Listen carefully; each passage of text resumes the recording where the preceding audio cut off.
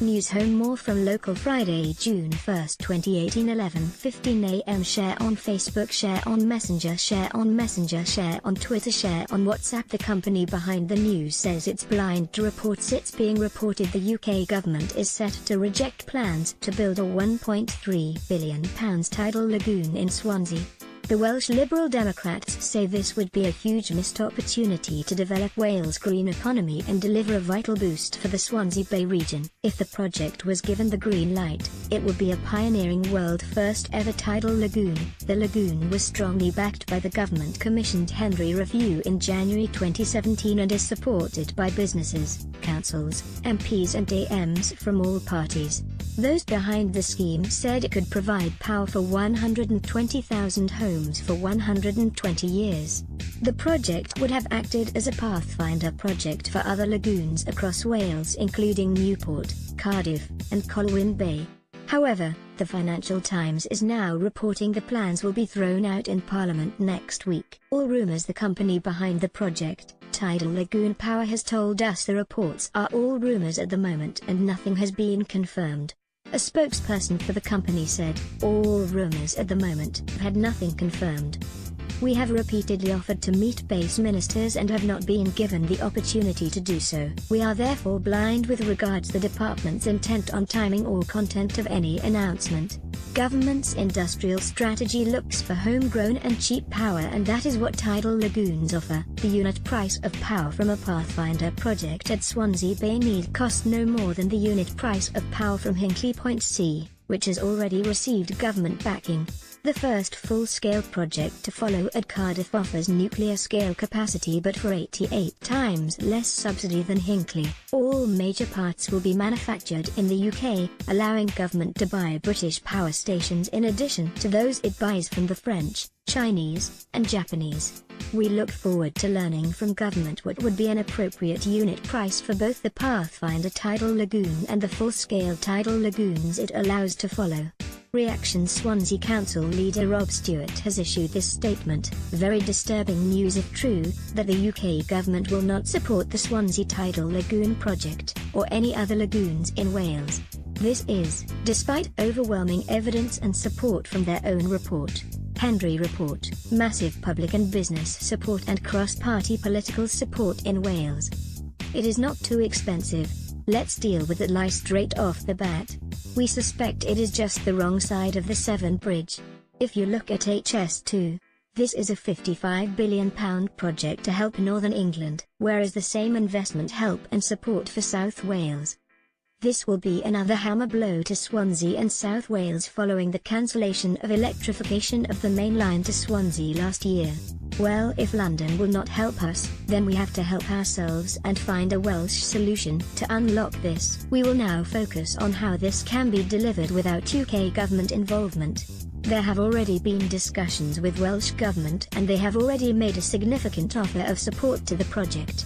We will evaluate how this support together with a revised funding model can deliver this project and allow all the Welsh lagoons to proceed. Sustainable renewable Welsh energy for future generation is too big a prize to give up, just because people who do not live here, do not have the ambition or to make this happen.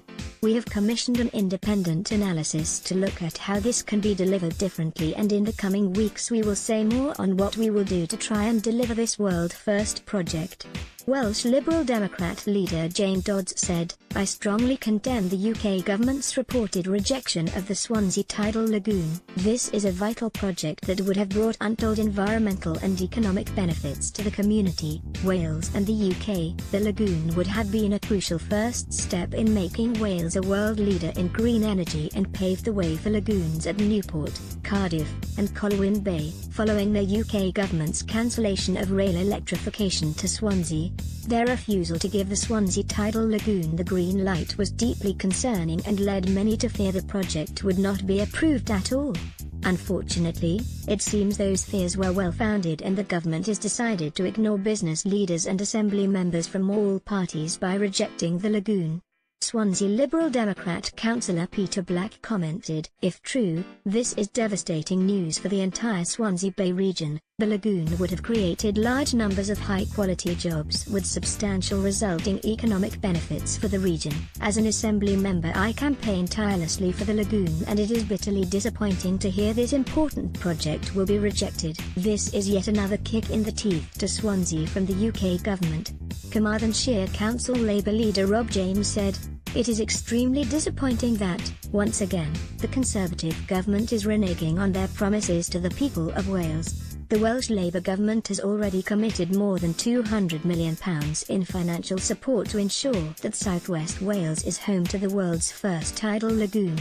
It is essential that we utilise our natural resources to produce green energy and move towards energy independence. Local authorities can play an important role in delivering this aspiration, and with the UK government failing to support investment in the region, we must consider what action needs to be taken going forward. I sincerely hope that the Welsh Government, in collaboration with Carmarthenshire Council and its neighbouring authorities, can find a way to deliver this vital project."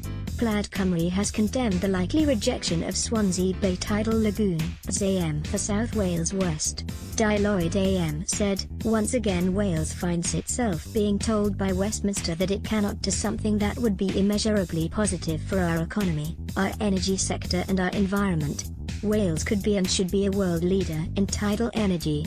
We have the second highest tidal range in the world on our doorstep in the Severn Estuary and 1,200 kilometers of coastline that is completely untapped, and will remain so thanks to the Westminster government." The Swansea Bay Tidal Lagoon would have been the first lagoon, paving the way for another in Cardiff and Colwyn Bay, which would have produced enough electricity to power the whole of Wales, purely through the power of the tide. It would have made Wales a centre of excellence for the UK and a base from which to export our expertise, placing us firmly on the world stage as a leader in a next-generation green technology. We cannot continue to accept a situation whereby Westminster is able to decide how Welsh resources are used. The people of Wales are behind this project, the Welsh Government are behind this project, and the people of Swansea are behind this project. But Westminster says no. This cannot continue. Decisions affecting Wales must be made in Wales. When Westminster refuses to do what's best for Wales, we must demand the tools to do things for ourselves. The Green Party of England and Wales has criticised claims that Westminster will announce plans to scrap the lagoon on the same day they sign off on the Whiteford nuclear plant on Anglesey. Deputy Leader Amelia Womack said, "Wales energy production has been a defining part of our history. This tidal power lagoon would be a defining part of our clean energy future. This project would have produced cheap, locally sourced energy, created jobs in the community and made South Wales a nationwide leader in green technology.